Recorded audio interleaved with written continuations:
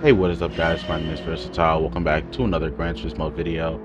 And today I want to talk about the balance of classes in the future.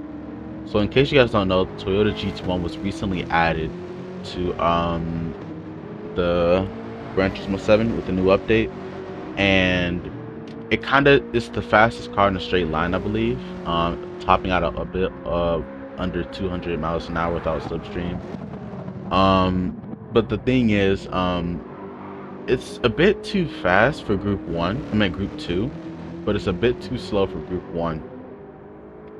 This thing having 764 horsepower, which is obviously tuned down to like 572 with the BLP, I feel like that it's a bit strange and unbalanced.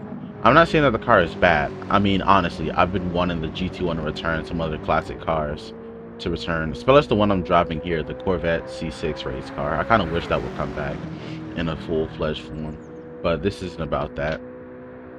So the way that Gran Turismo's categories work is that the Group 1 is more prototypes, Group 2 is Super GT, DTM, that sort of thing. Group 3 is more GT3 cars, and Group 4 is GT4. Well, Group 4 is kind of almost entirely fictional, because there are barely any real GT4 cars besides like the Porsche Cayman, the Mustang, the BMW M4, and there might be a few others like the Toyota H6 and the Toyota Supra. But yeah, I think the whole class system needs to overhaul. Because this is like, imagine we get more cars like this. Like, let's say the BMW V12 LMR comes sometime soon, Audi R8 LMP from like 2000 2001, Bentley Speed 8. They're gonna be pretty much similar to the Toyota category, the TS020, and it's gonna cause more unbalance in classes. So one thing I do hope that Gran Turismo 8 gets right is that there needs to be a whole overhaul in classes, especially Group 1 and Group 2. Group 3, I think we just need modern cars. Same for Group 4. We just need more real cars. But the thing is, the whole system itself needs to overhaul. As you know, we have Group 1 is possibly the most unbalanced class out there. So the reason why, like, Group 3 is the most balanced because maybe that's just gets the most attention. More people are on that. They have more data on those cars. Same, a little bit the same for Group 4, except the four-wheel drive cars are typically better, especially with the new ones like the Mazda 3 or the Nissan GTR. The four-wheel drive Group 4 cars I never understood because honestly, it's a bit much. It's gonna be OP since it's four-wheel drive instead of like a rear-wheel drive. But that's in a whole nother section. But the whole it's gonna become more unbalanced in the future. So either these cars are gonna be VOP to absolute dog water, like most of the Group 1 cars, or they're gonna be OP. Like the Porsche 919. I'm not saying that it's not OP, but the hybrid and everything, they've been to regenerate, and I think it. I don't know how I feel about the 919. A lot of people use it because it's pretty much the meta LMP1 car. With Group C, anything with a big straight line like Daytona or Le Mans, absolutely everyone choose Group C. But I feel like some of these races should be separated by certain cars.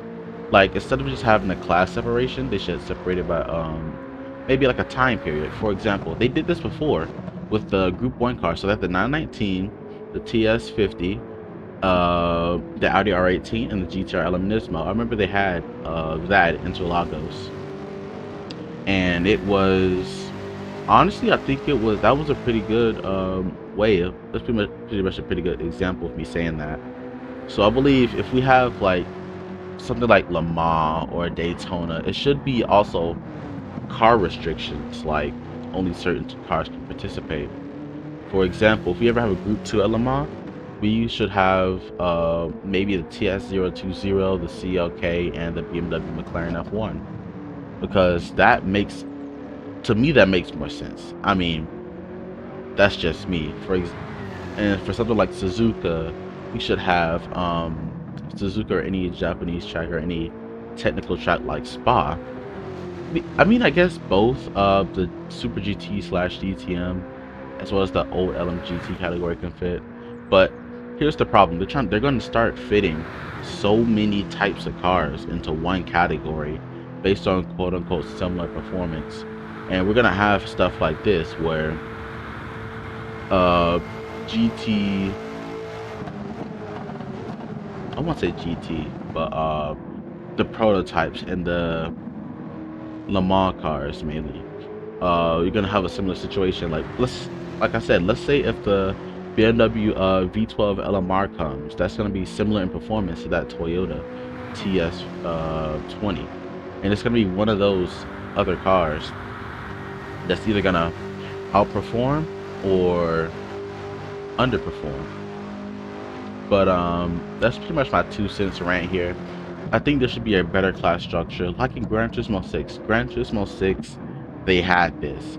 I don't care what you say, they had this. I know they had this because if you ever raced online, they had categories. They had LMP, LMGT, GT3, GT500, GT300. I believe that's a better class structure than this. I think the class structure is vague, like Group 1, Group 2, Group 3, Group 4. I know it may cater to like a casual fan base, but if you just lump these cars in, it's gonna create a more unbalanced play field. But that's pretty much my 2 cents right here. If you guys do enjoy this video, don't forget, comment, and subscribe.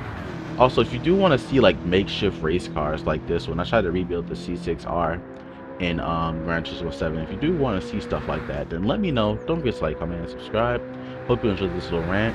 And yeah, I'll see you guys in the next one.